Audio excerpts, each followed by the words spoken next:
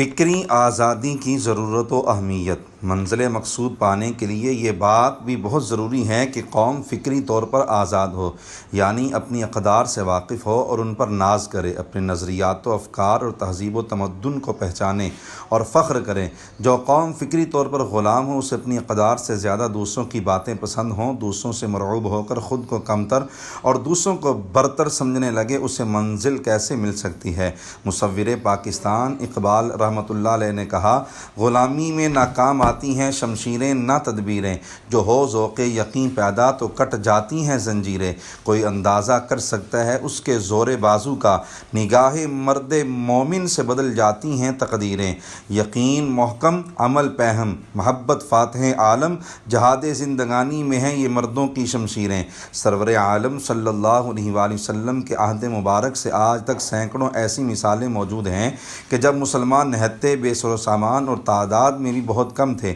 مگر سچے جذبات کے ساتھ اسلام کی سربلندی کے لیے ڈٹ گئے تو رب تعالیٰ نے ایسی شاندار فتح عطا فرمائی کہ دشمنوں کی آنکھیں کھلی رہ گئیں، اور بہت مرتبہ ایسا بھی ہوا کہ ایمانی جذبات ٹھنڈے پڑ گئے اور بے یقینی غالب آئی تو کثرت و طاقت کے باوجود ذلت کا سامنا کرنا پڑا اور غلامی کی زندگی گزارنے پر مجبور ہو گئے۔